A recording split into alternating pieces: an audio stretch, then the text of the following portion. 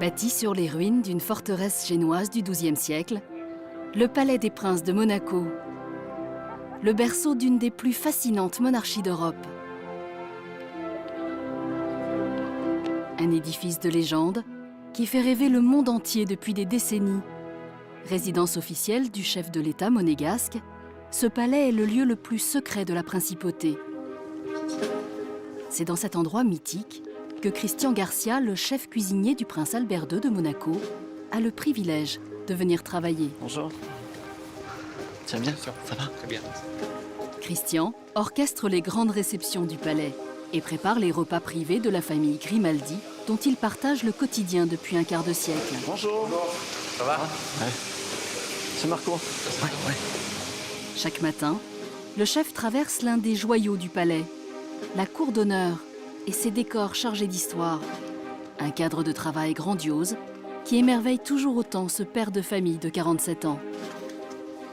La première fois que je suis arrivé ici au Palais Princier, j'étais très intimidé, puis arrivé dans un cadre pareil, regardez cette magnifique cour d'honneur, la chapelle palatine, toutes ces peintures murales, c'est vraiment superbe.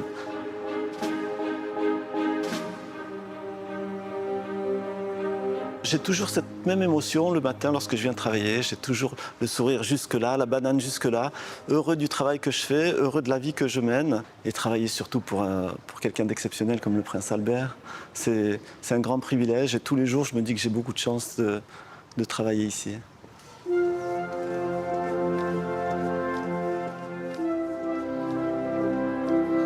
Au centre de ce lieu d'exception, une œuvre majestueuse du XVIIe siècle. Un escalier à double révolution, copié sur le modèle de celui du château de Fontainebleau. Cet ouvrage de marbre a servi de chapelle nuptiale au prince Albert et à la princesse Charlène.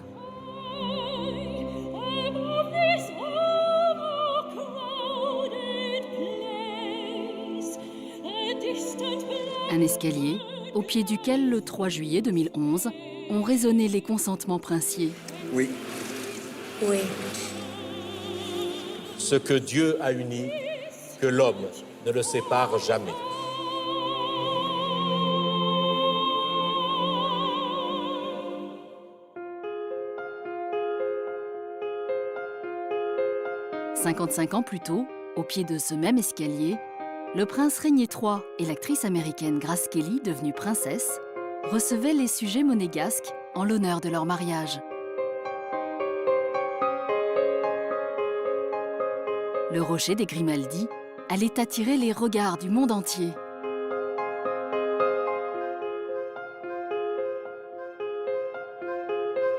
Aujourd'hui encore, le palais est le théâtre de réceptions prestigieuses.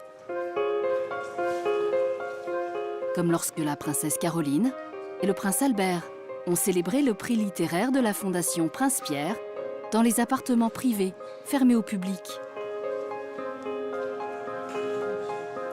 Hormis les invités du prince et des princesses, personne ne voit jamais ces salons et ces couloirs décorés au fil des règnes.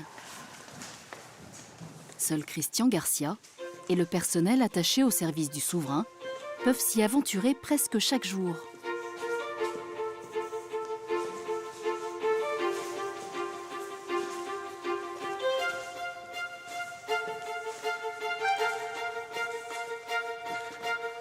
Nous voici dans la salle des glaces, ma pièce préférée, avec cette formidable peinture de la princesse Grace. Tous les anciens du palais me disaient combien elle était agréable, d'une gentillesse extrême. J'aurais beaucoup aimé connaître la princesse Grace.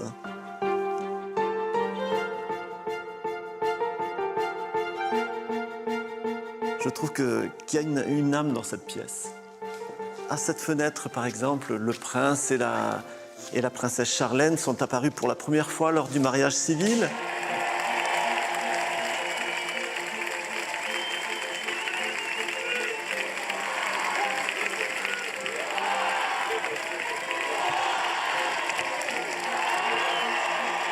Derrière ces fenêtres, ce que personne ne voit jamais, un décor subtil et raffiné, où la dorure des boiseries s'harmonise aux couleurs chatoyantes du plafond italien.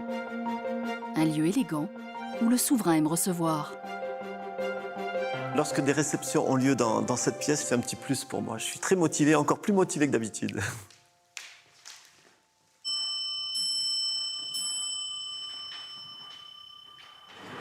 Un étage plus bas, Christian Garcia règne sur les cuisines du prince. Avec sa brigade, il a la lourde tâche de préparer les grandes réceptions du palais, qui comptent parfois jusqu'à 300 personnes. Ça, c'est les œufs que tu avais demandé. Mais il doit aussi cuisiner au quotidien pour le souverain et sa famille. Aujourd'hui, la princesse Charlène a convié une amie à déjeuner. Lala, t'as fait marcher le fond de veau? Ouais. Pour la princesse, Oui. le déjeuner. La princesse, une invitée.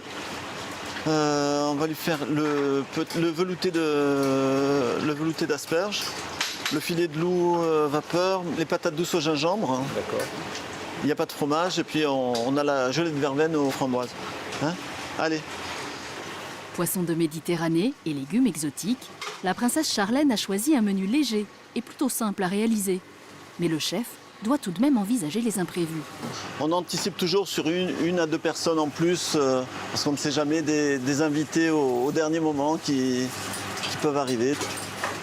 Anticiper les moindres désirs du couple princier, un aspect essentiel du métier de chef cuisinier à Monaco. C'est liquide ton truc, c'est liquide.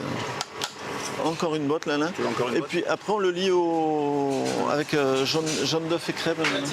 Hein? Le velouté d'asperges à peine rectifié, d'autres entrées sont déjà en préparation. Là, c'est tomate mozzarella en entrée pour le personnel.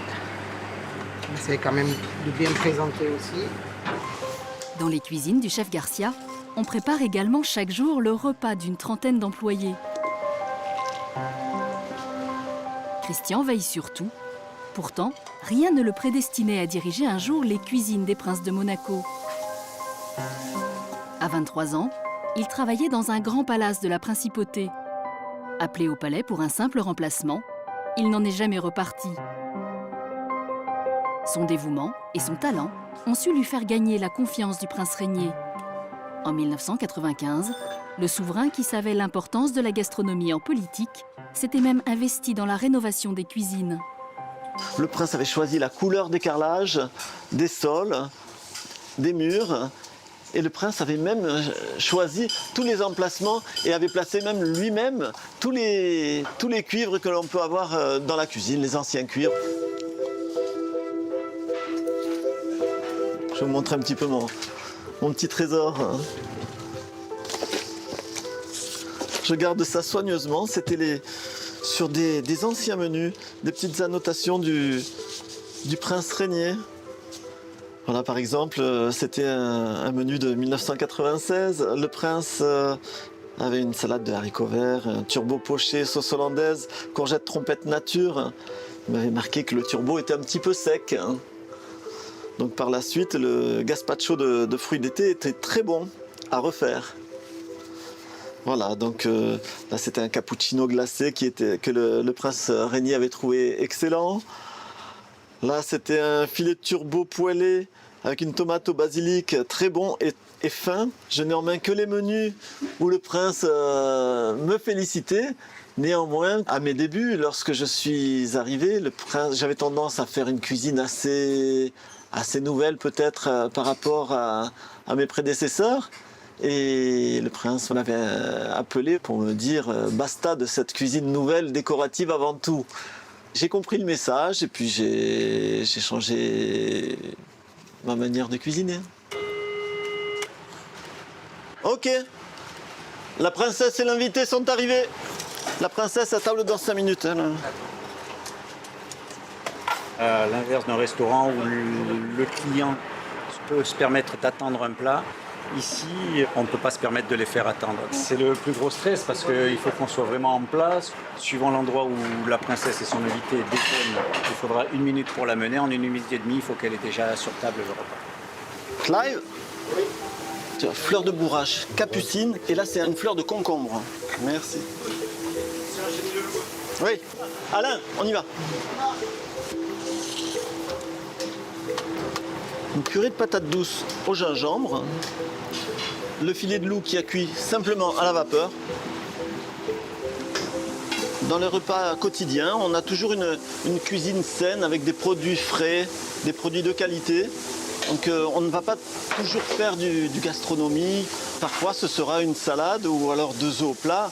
Donc c'est ça aussi être chef d'État dans une maison particulière comme le Palais Princier. Simple ou élaboré, quel que soit le plat cuisiné, Christian le sert toujours avec soin dans l'argenterie frappée des armoiries familiales. Comme là aujourd'hui, c'est quand même un dressage assez simple. T'as le basilic, Alain? Ici, par tradition, seul le plat principal est dressé sur un plateau d'argent et non sur assiette. On appelle ça un service à la française.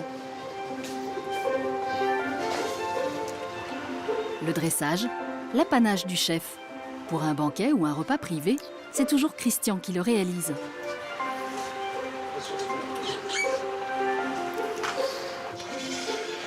La gelée de verveine aux framboises à peine envoyée, le chef s'attelle à un exercice délicat. Imaginez les prochains menus du prince.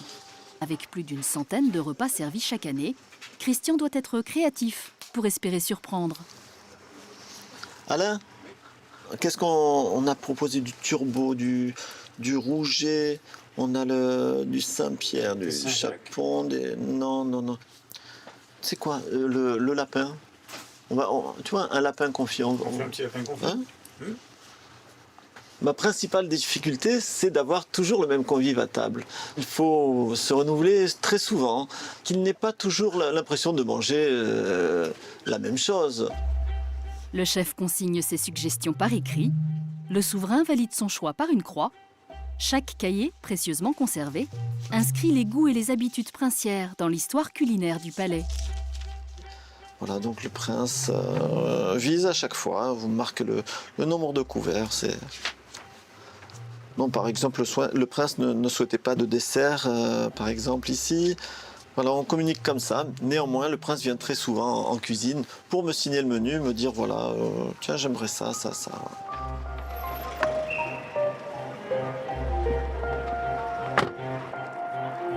Son inspiration, Christian Garcia va régulièrement la chercher dans un endroit secret. Perché à 700 mètres au-dessus de Monaco, dans les jardins de la propriété personnelle du prince Albert, Rocagel, un lieu très fermé où Christian est un des rares à avoir ses entrées. C'est vrai qu'il y a peu de gens qui sont admis à Rocagel, hormis les invités du prince et la famille, c'est vraiment privé. Rocagel, c'est aussi une ferme biologique. Et bonjour. Bonjour chef. Ça va? Ça y est, la traite est terminée? Ça y est. Là, ce sont les vaches du prince. Elles ont un cadre de vie privilégié. Il y a Violette, Dalila, Noisette et Ulundi. 4 vaches laitières qui ont donné une idée au prince. Depuis 6 mois, la propriété de Rocagel abrite un lieu insoupçonné. Une fromagerie. Aux herbes, cendrées ou au poivre, des saveurs nouvelles pour le chef, qui surveille de très près l'affinage de ses fromages. Voilà, là, il est très bon. Mais moi, personnellement, je le préfère plus affiné. C'est vrai qu'il est un petit peu plus... Ah là, c'est juste un petit filet de miel. Hein. Ah ouais, il faut bien ça. Un petit peu de truffe écrasée à la fourchette. Par contre, dans la semaine, je vais proposer au prince du fromage frais comme ça, avec des herbes fraîches, de la ciboulette, du potager, un petit peu de persil. Ce sera très bon. Lorsqu'on a des réceptions, des repas officiels ou quoi, on propose automatiquement les fromages avec les produits de Rocagel. Rocagel cache d'autres richesses. Un jardin d'Éden entièrement écologique. Un potager où 4 jardiniers cultivent une centaine de variétés de fruits et légumes de Méditerranée. Parmi eux, ces fleurs de courgettes, dont Christian fait des petits farcis, un plat typique de la Riviera. En quantité, combien on arriverait à en avoir sur le matin à peu près comme ça? Des fleurs comme ça, Ouais. tout dépend de l'ensoleillement. Un bouquet, une cinquantaine de fleurs, Ouais, on les sort, hein. une cinquantaine. Ceux-là, je les ferai aussi farcis avec une farce à base de loup de Méditerranée ou alors de langoustine. Là, ça se marie très bien avec la courgette comme ça. Le produit fini serait quand même très beau. Mais dis-moi, si je prends le risque de proposer des fleurs de courge comme ça pour le prochain repas officiel, si le temps tourne ou quoi, comment je... Eh ben, t'as pas les fleurs, hein, ça, on peut pas tricher contre la nature. Hein. S'il y a un orage de grêle, entre-temps, on n'a plus rien. C'est la nature qui commande. Un potager princier à ciel ouvert, où seule la nature est souveraine. On est vraiment sur un jardin biologique. Hein. Il n'y a aucun engrais chimique. C'est le fumier des vaches de Monseigneur. C'est un engrais naturel. Hein. Il n'y a aucun traitement, aucun pesticide. Tout le désherbage, il est fait manuellement. C'est pour ça qu'il y a de temps en temps là, de l'herbe un peu comme en ce moment. Là. C'est le légume comme il a été cultivé jusqu'à maintenant par les anciens. Des produits 100% naturels. Puis l'avantage, c'est qu'il faut souligner, c'est que tous ces légumes-là, il ne fait pratiquement jamais de frigo, il est de suite cuisiné. Ouais. Voilà, il va passer du jardin directement à la table du prince. Ces images ont été tournées ici il y a 50 ans par le prince Régnier, les seules, ou presque, à avoir été faites dans cet endroit jalousement protégé des regards. Le potager de Rocagel, il l'a créé avec la princesse Grace, un hectare de terre, formidable terrain de jeu pour la jeune princesse Caroline et son petit frère de 3 ans, le prince Albert. J'allais quelquefois aider notre jardinier lorsque j'étais enfant à récolter des pommes de terre, des carottes, des tomates. Si je n'avais pas eu ce contexte extraordinaire dans cette ambiance naturelle, j'aurais peut-être pas eu la même fibre et les mêmes préoccupations qui sont les miennes actuellement en matière d'environnement. Et puis, on a tous le souvenir de légumes ou de différents produits qui, lorsqu'on était jeune ou enfant, avaient une certaine saveur et qu'on aime retrouver tout au long de notre vie. C'est un havre de verdure extraordinaire qui me touche beaucoup et que j'essaye avec ma famille de développer, mais aussi de préserver. Sur ces terres, aucune décision n'est prise sans l'avis du prince Albert. C'est sa passion, le jardin. Régulièrement, de temps en temps, il passe voir un peu ses légumes. Il aime bien recevoir ses invités et faire consommer son légume. Pour moi, la cuisine est beaucoup plus facile parce qu'avec des produits de qualité, il n'y a pas besoin de trop les transformer. Une touche personnelle et un assaisonnement juste, c'est facile la cuisine. Des légumes que le chef va mettre au menu des repas officiels prévus dans les prochains jours au palais. Dans l'histoire de la diplomatie monégasque, certaines grandes délégations étrangères ont été reçues ici, dans la salle du trône. Majestueuse, avec son plafond orné de scènes mythologiques. Étonnante, avec sa cheminée Renaissance. De l'autre côté, le trône laqué d'or, créé en 1881 sur le modèle de celui de Napoléon Ier à Fontainebleau. L'emblème de la puissance des Grimaldi pour Thomas Fouilleron, l'historien du palais. C'est un symbole de l'autorité monarchique à l'égal des autres souverains. C'est-à-dire que le prince de Monaco, même régnant sur un État relativement exigu, et finalement a les mêmes attributs, les mêmes symboles que tout souverain dans le monde.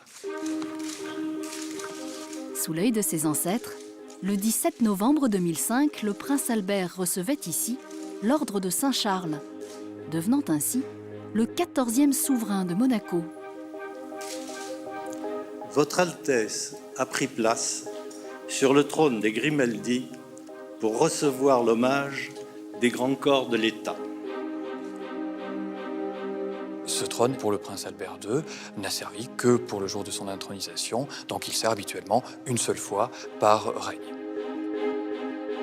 Au-dessus du trône, brodés à leur fin, les armoiries et la devise des princes de Monaco, Deo Juvante, avec l'aide de Dieu. La salle du trône, c'est également le cadre pour les grandes réceptions. Et on peut se souvenir que lors de la visite en 1960 du général de Gaulle, il a été reçu à déjeuner ici même. De même, en 1984, pour le président François Mitterrand, le dîner officiel a eu lieu dans cette salle du trône. Pour un chef d'État, une réception dans la salle du trône est la promesse d'une plongée au cœur de 7 siècles d'histoire et l'assurance d'un voyage raffiné au pays du savoir-faire monégasque.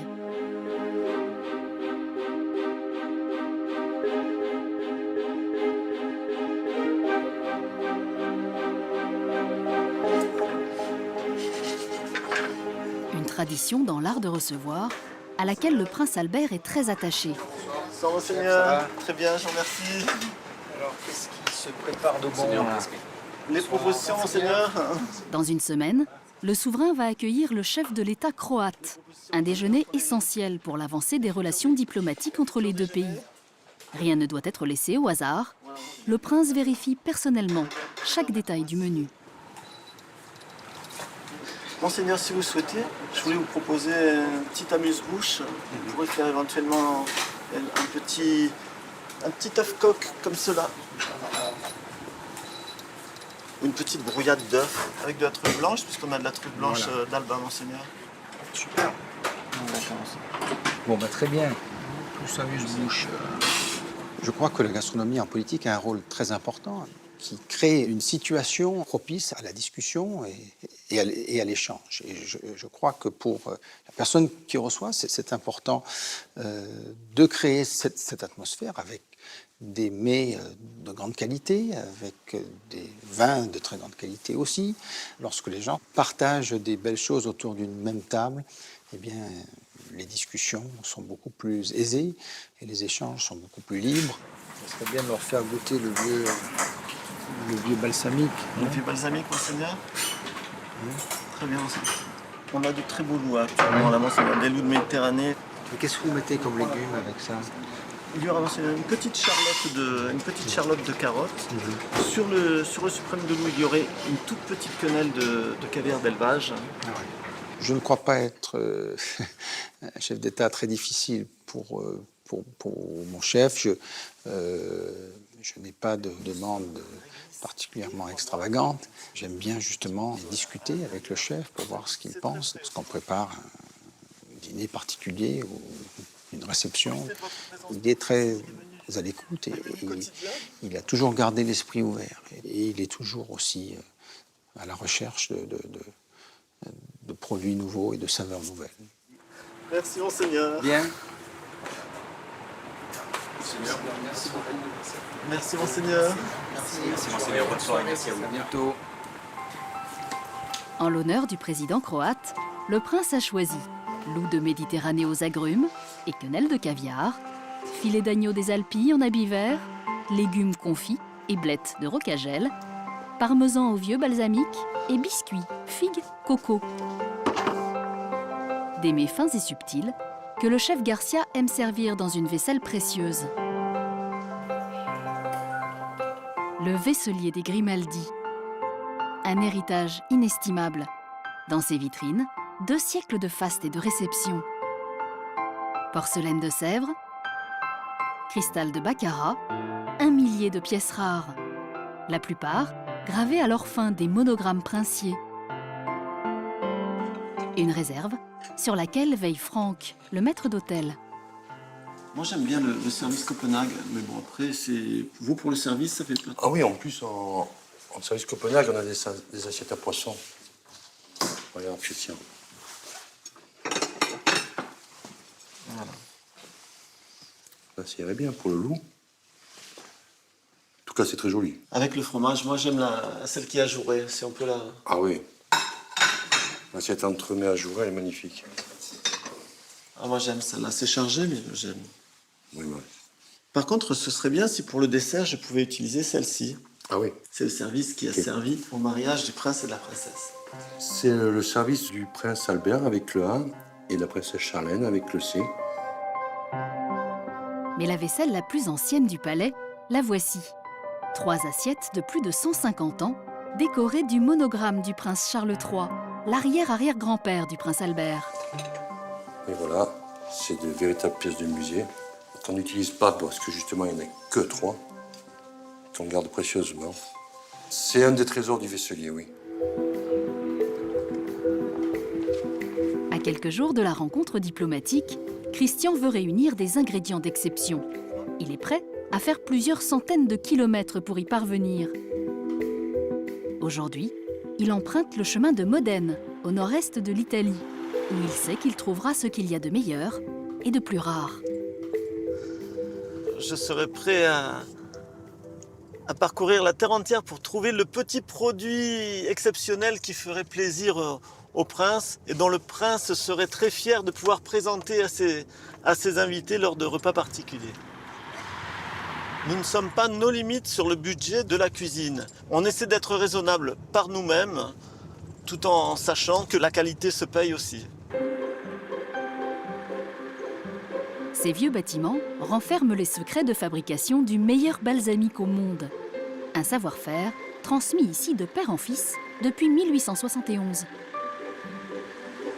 Giovanni est le patriarche de cette vinaigrerie très prisée des grands chefs. Bonjour Christian. Oui, c'est toujours un plaisir. Nichée au cœur de 8 hectares de vignes, la propriété des Leonardi vit au rythme des vendanges et des airs interprétés par Luciano Pavarotti, l'enfant du pays. Oh. Qu'est-ce qui se passe là? On chante hein?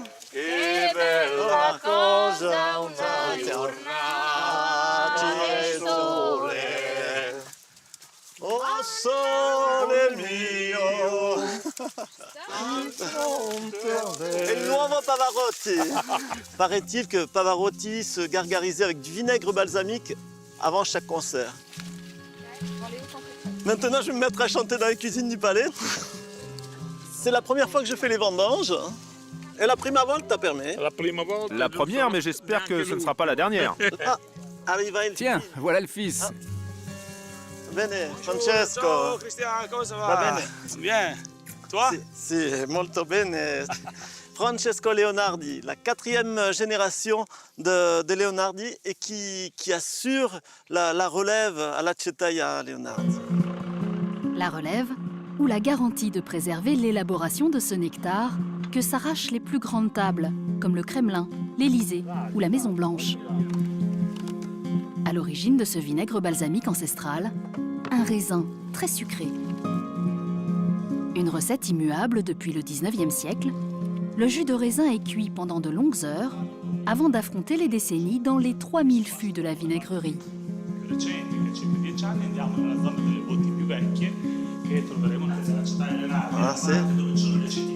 Contrairement au vin, ce n'est pas sous terre, mais sous les toits, là où les écarts de température sont les plus marqués, que vieillissent les balsamiques les plus fins.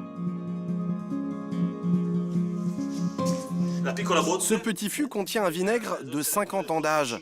C'est un produit très dense, très crémeux. Et le fût, il a quel âge? Ce fût en forme de poire a plus de 100 ans. Plus de 100 ans?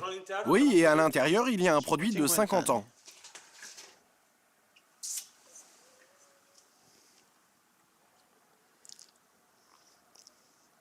Très épais. Dense. Comment tu le trouves? En fait, non, de vinaigre balsamique, il n'y a vraiment rien de vinaigre. C'est vraiment que de la douceur. C'est très délicat. C'est un goût très fin. C'est un élixir. Un élixir, oui. Très bon pour la digestion. Et un élixir d'amour. Oh là là. Tu connais l'histoire de Casanova? En Italie, il offrait à ses fiancées une fiole de vinaigre balsamique pour les conquérir. Wow!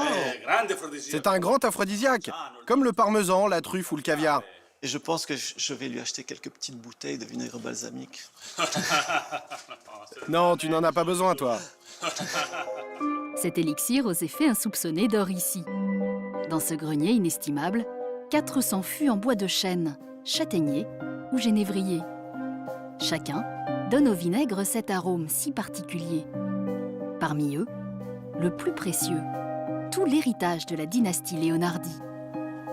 Francesco me fait le privilège de me faire goûter un balsamique de 150 ans d'âge qui n'est pas destiné à la vente. C'est un produit d'exception, donc il va me faire partager ce moment unique. Oui, c'est vraiment le trésor de la famille Leonardi.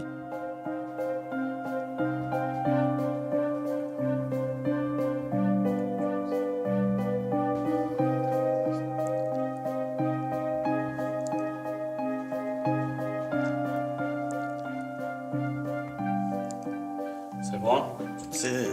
Grazie Francesco. C'est vraiment un produit exceptionnel. Ça n'a pas de prix. C'est un produit trop précieux. On préfère l'offrir éventuellement dans de minuscules bouteilles. Mais pour donner un ordre de prix d'un balsamique très vieux, un vinaigre de 100 ans d'âge, on peut parler de 7 000 € le litre. 1 litre d'or noir qui aura nécessité 1000 litres de jus de raisin 100 ans plus tôt. Buonissimo, hein? Christian est l'un des meilleurs clients de la maison. Alors à chaque visite, il est reçu avec beaucoup d'attention. Barbara est une chef très célèbre dans la région. Elle est très innovante dans ses recettes. C'est pourquoi je lui demande très souvent conseil sur l'accord entre le vinaigre balsamique et les mets. Aujourd'hui, on a droit au gambero rosso, un foie gras poêlé qu'on va goûter avec du vinaigre balsamique, une petite panna cotta de parmesan, parce que le parmesan se marie très bien avec le vinaigre balsamique. Buonissimo. Mais non, je ne suis pas gourmand. Des alliances gourmandes que le chef proposera bientôt à la table du prince Albert de Monaco, comme les fraises, mariées au goût subtil d'un balsamique de 30 ans d'âge. En fait, Il nous a fait une belle recette. j'imagine qu'en France, peu de personnes peuvent imaginer que des fruits comme ça, avec du vinaigre balsamique, le mariage puisse être aussi parfait. Allez, on lui en vole un peu. L'ultimo. Oui, mais la dernière, hein, parce que tout le reste est pour moi. Mais l'adresse italienne la plus prestigieuse que s'échangent les grands chefs cuisiniers se trouve sur les rives du fleuve Pô.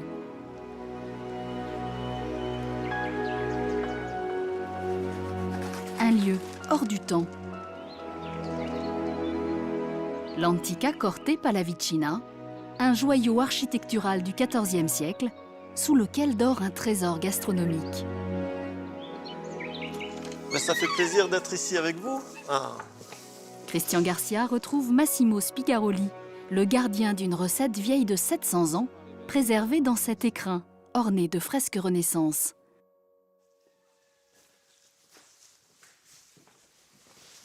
Voilà, ces peintures murales, c'est vraiment magnifique. Moi, je suis toujours très séduit par cette beauté. Mais bon, le vrai trésor, le véritable trésor du château, il se situe dans les caves maintenant. On peut aller voir. On va les découvrir. La caverne d'Ali Baba.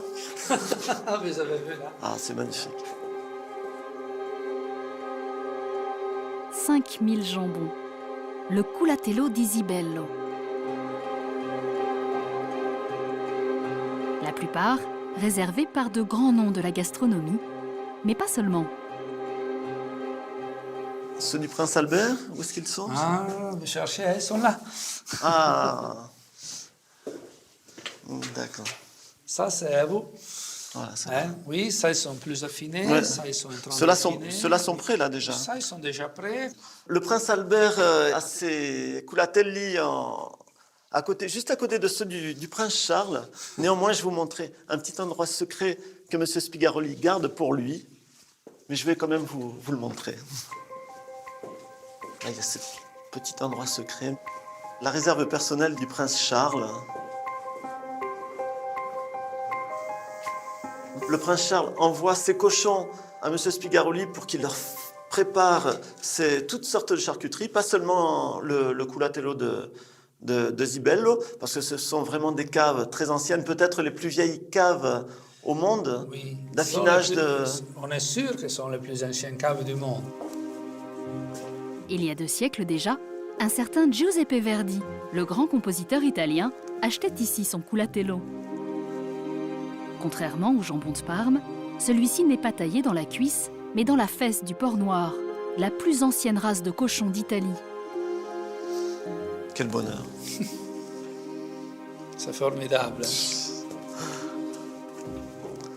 Aujourd'hui, vous nous montrez comment le culatello est fait à l'ancienne.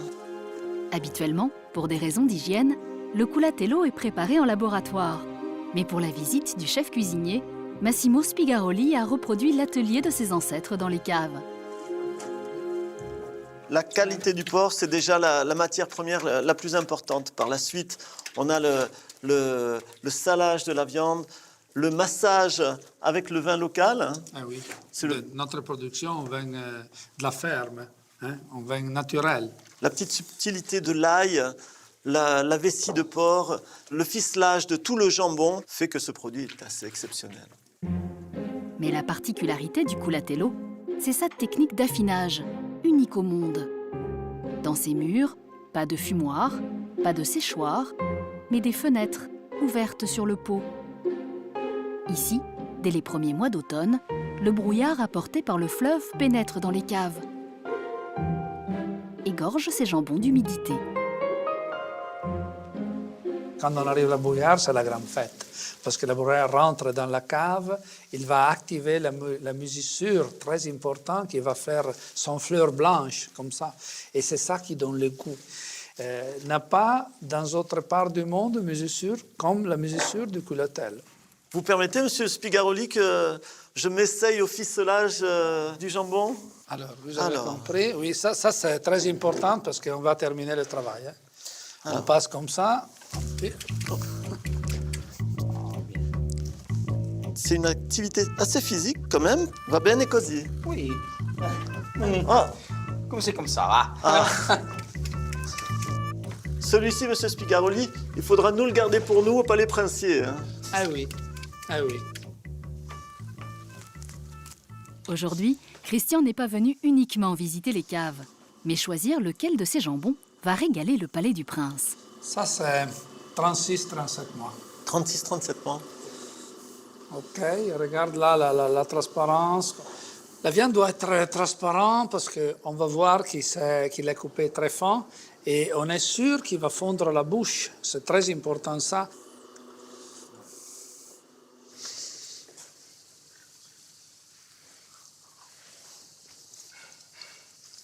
Pour moi, c'est lui. J'ai en charge et le privilège de pouvoir choisir la marchandise à la place du prince. Et je pense que ce jambon correspondra bien au goût du prince Albert. Avec un peu de pain, un peu de beurre, quand il est un peu âgé comme cette Culatello, c'est le top.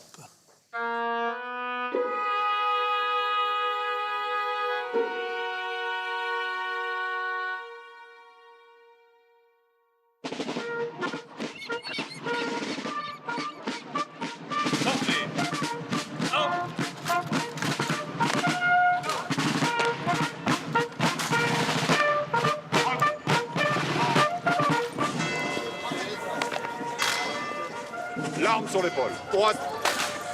C'est la relève de la garde. Oh non.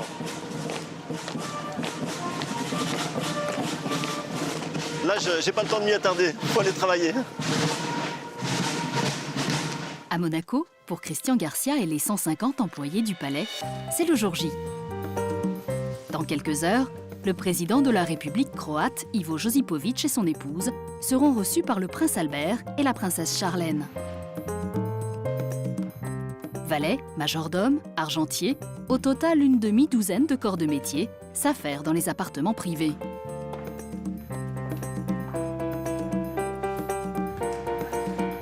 Un ballet, 100 fois répété, où chacun connaît sa partition sur le bout des doigts.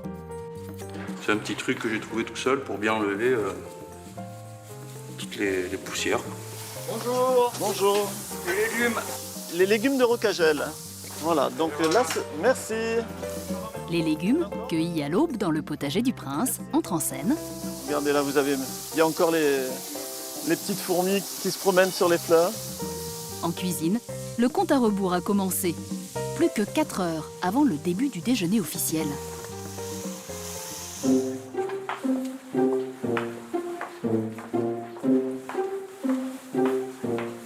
De leur côté, pas moins de 10 lingères vérifient la nappe de 9 mètres prévue pour la table du repas d'État.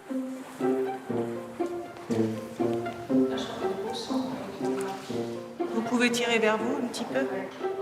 Parce que je vais traîner sinon. Bientôt, les 22 invités du prince et de la princesse prendront place ici, dans la grande salle à manger, la pièce la plus spacieuse des appartements privés, sous un plafond très ouvragé, peint au XIXe siècle sous le règne du prince Charles III.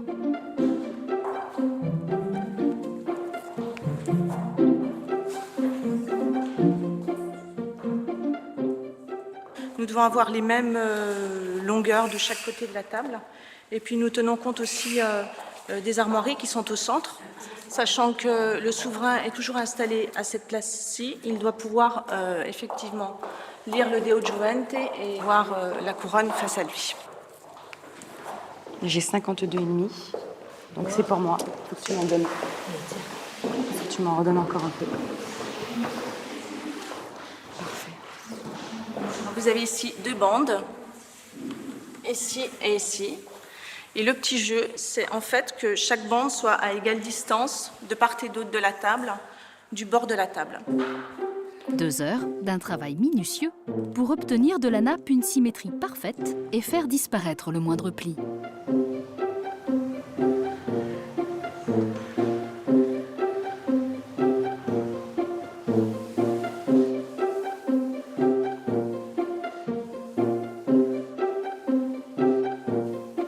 À quelques pas de la grande salle à manger, dans le salon des glaces, François, le chef jardinier, réalise un bouquet d'hortensias pour le cocktail que le prince donnera avant de passer à table. Une décoration florale, comme une empreinte laissée par la princesse Grace. François ne l'a pas connue, mais il sait combien elle aimait les fleurs.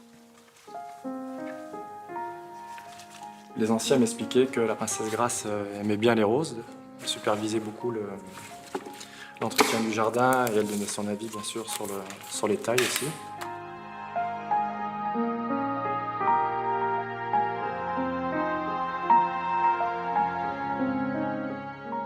Elle venait souvent dans l'atelier bouquet pour aider, donner des consignes aux fleuristes. Elle s'intéressait vraiment de près.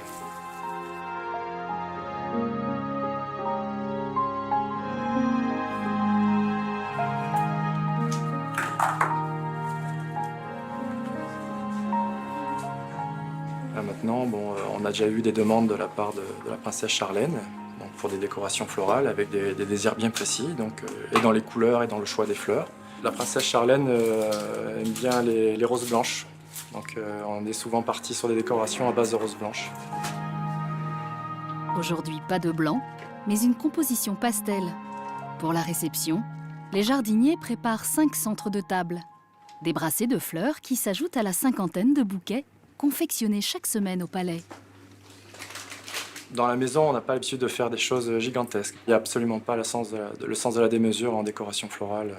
Et bon, je sais que le prince aime à savoir qu'on réutilise d'ailleurs les fleurs et qu'on ne jette rien après. C'est très important. Vous voyez, on a des fleurs fraîches là de ce matin. Et très probablement, à l'issue du déjeuner, on va les réutiliser, par exemple, pour faire des petits vases pour les bureaux. Voilà, on essaie toujours de recycler toutes les fleurs qu'on utilise.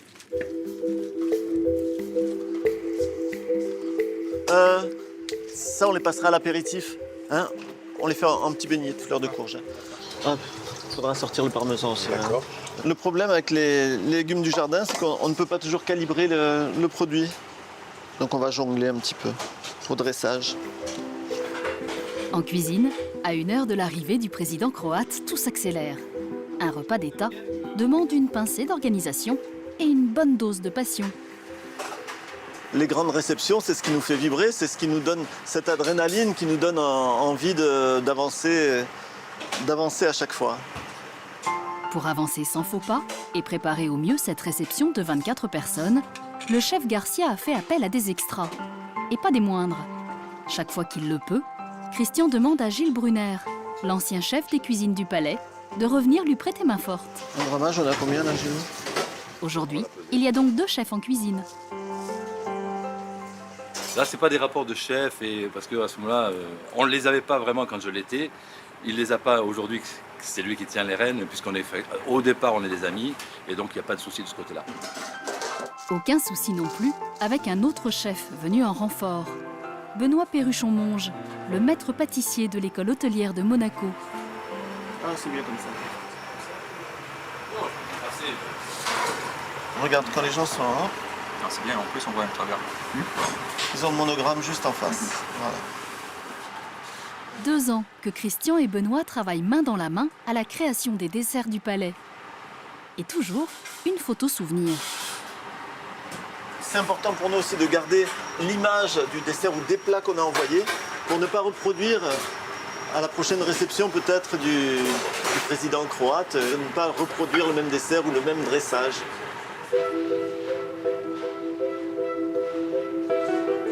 Patrice, t'es prêt? Regarde bien le centre. Hop. On a une fleur centrale qui est la rose, qui doit être pile dans l'axe vertical du lustre. Ah, c'est une mécanique bien huilée.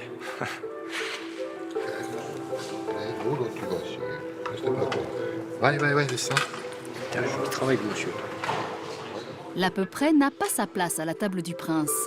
L'écartement entre les assiettes est précis, un art de mettre la table que Paul, le majordome du palais, défend farouchement depuis 40 ans. Ils vont toujours prévoir plus large qu'être serré. Même pour les valets, c'est difficile à servir parce que vous avez ces chaises. C'est haut, donc le dos, il gêne quand vous passez les plats. C'est tout. Plus on est large, plus on est à l'aise. Tout est fait au centimètre près. Et pour 24 couverts, l'écartement aujourd'hui est de 47 cm, pas un de plus. Ce sont bien sûr des verres de cristal. Jean-Louis, marche un peu plus vite, sinon ça va. Voilà. On se met la couronne, le triangle à peu près en face. 1, 2, 3. L'eau, le vin rouge et le blanc. S'il y a un petit problème, le prince Albert, après le déjeuner, des fois, comme je l'accompagne en dernier, il me dira lui-même le problème qu'il y a eu dans le service. Qu'il soit le verre, qu'il soit la tenue, n'importe quoi. Ah oui, oui. Le prince Albert a beaucoup l'œil sur ce petit détail. C'est très important. Ça va, colonel. Très bien, je vous remercie. Le colonel Fringant est un des personnages les plus importants du palais. Garant du protocole princier, il est le chef d'orchestre de toutes les grandes réceptions. Pour ce militaire, aucune improvisation n'est tolérée.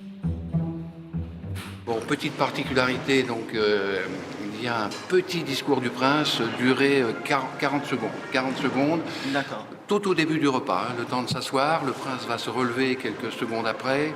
Petit discours qui se termine par la formule consacrée « Je lève mon verre à l'amitié entre l'homme ». Donc à ce moment-là, tout le monde se lève. Bon, il est probable que le président croate répondra quelques mots, très courts, il n'y a pas vraiment de discours. Tout le monde se rassied et début du service. Donc pas de particulier. Donc ne pas oublier de remplir les verres comme d'habitude. Qu'est-ce qu'on commence par quoi?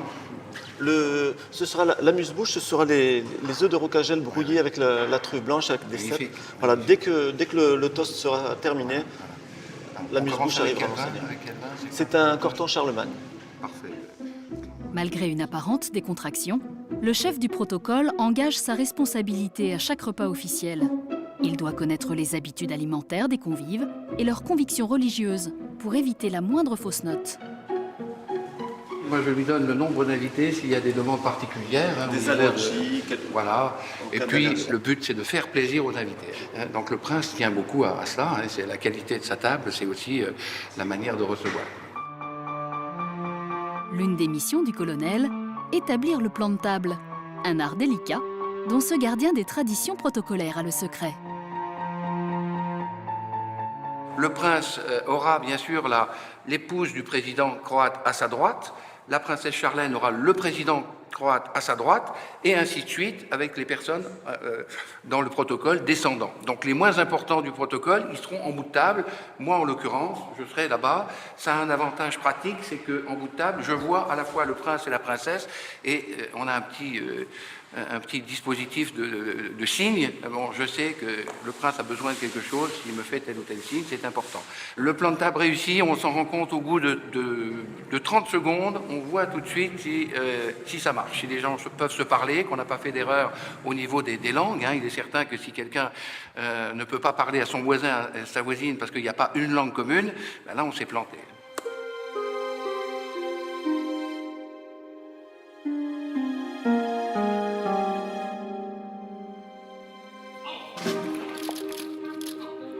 Le prince Albert fait son apparition escorté du colonel Fringant. Le moment est solennel. C'est la première fois qu'un président croate rend visite à la principauté.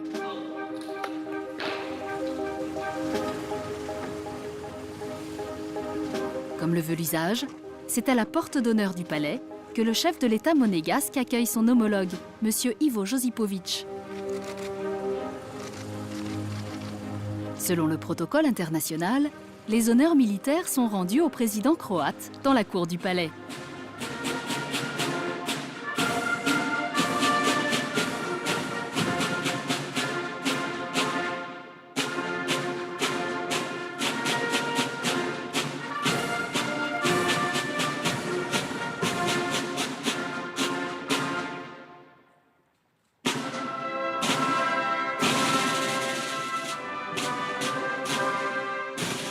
Tandis que la fanfare des carabiniers du prince fait résonner l'hymne de la Croatie, en coulisses, on vérifie tout une dernière fois.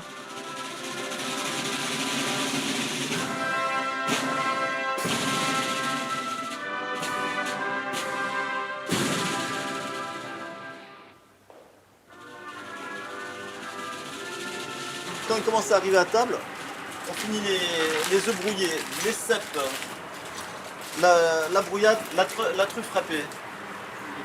Quand on reçoit un chef d'État, on veut toujours se faire plaisir et faire surtout plaisir au prince et à ses invités. Donc il y a toujours un peu plus de pression.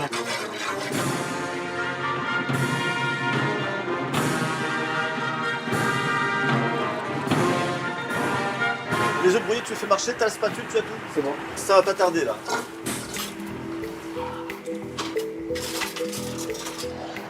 Oh! Vous me dites pour le discours, hein? Ils vont annoncer là.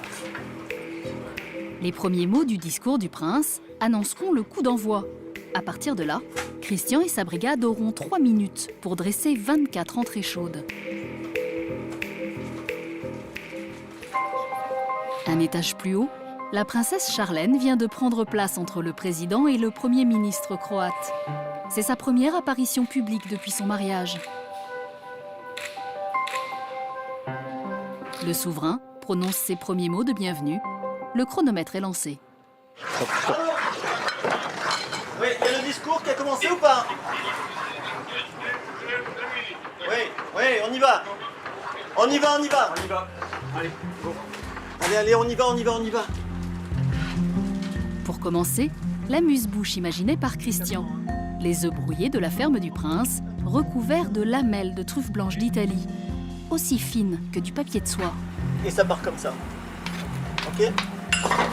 Les cuillères dans le même sens. Hein. Comme prévu, le prince Albert porte un toast à l'amitié entre les deux pays. Le repas peut commencer. Cuicui. Alain, Cuicui. À table, s'il vous plaît. Bon. Allez, on y va là. Au palais de Monaco, un repas officiel dure 60 minutes, 1 heure, pour dresser et servir 5 plats. Chacun est délicatement posé dans le monte-charge. Très peu de... Trop, c'est trop. Tiens. La cuisson doit être parfaite. Filet de loup aux agrumes et quenelle de caviar.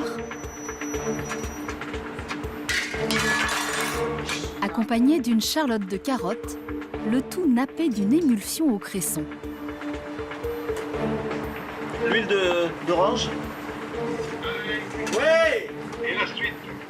Oui, ça va aller vite. On y va. Allez. Troisième plat est chaud. Allez monsieur, on y va, le dernier.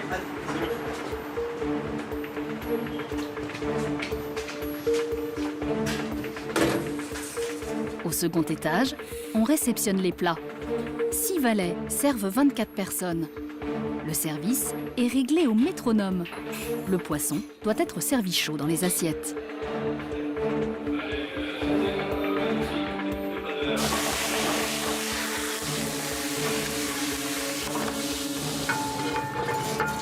En cuisine, Christian surveille maintenant la préparation des filets d'agneau. Attends, non. Je voulais le passer d'abord. Tu vas en faire dessus, hein, Christian. Attends, je regarde. Dessus. Je regarde, Gilou. Tu viens dessus, quand tu coupes. Alors que là, non. Hein? Attends, non. On remet au chaud. Remets au chaud, là. Pas assez chaud. On peut y aller pour les girolles, chef? Des girolles pour accompagner la viande, enfin à bonne température pour revêtir son habit vert. On a fait une croûte d'herbe avec du pèbre d'ail, un tout petit peu de chèvre et des herbes de la montagne.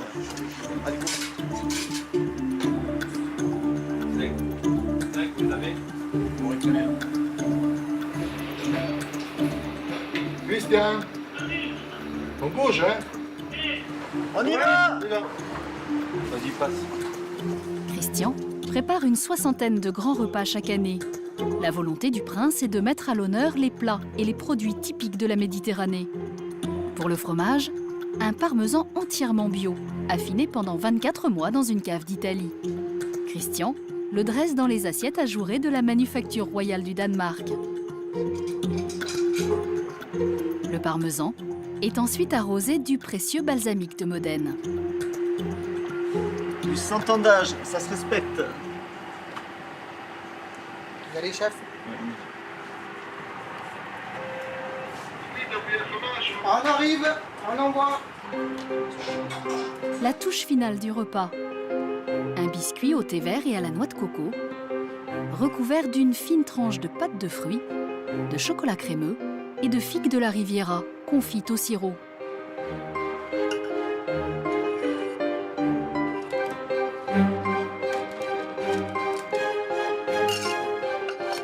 La présentation raffinée du pâtissier requiert toute la délicatesse des valets. Allez, et 6, j'en prends plus que 2, Jean-Charles, merci. Ce dessert savoureux est le point d'orgue de toute une semaine de travail. Christian, Allô? le prince voudrait te voir tout à l'heure. Ok, merci. Pour le chef Garcia, ce n'est pas tout à fait terminé. À la demande du prince, il doit se rendre en hâte à la grande salle à manger.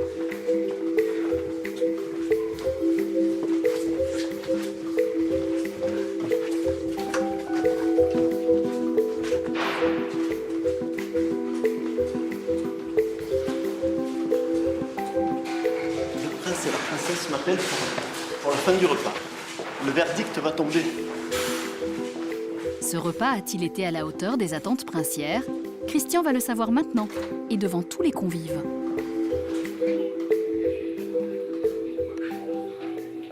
Un instant qu'il souhaite vivre en aparté. Monseigneur. Merci beaucoup. Merci beaucoup.